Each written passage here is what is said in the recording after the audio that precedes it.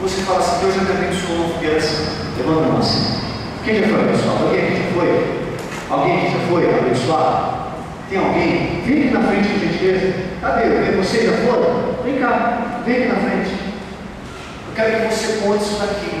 Eu quero que vocês ouçam o que é possível. É possível você realizar o teu sonho. Por isso, esse é o altar nosso. Você já sacrificou. Qual o sonho que você tinha que você realizou através do sacrifício? Na verdade, foi uma única conversa.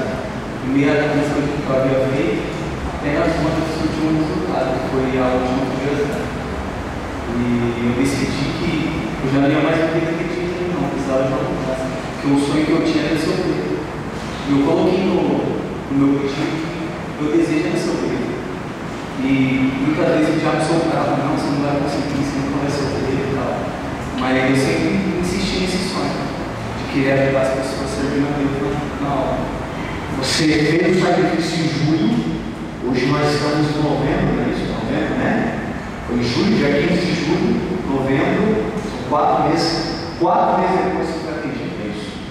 Está feliz. Essa fogueiração que está chegando agora, você vai estar bem? Com certeza. Bem forte.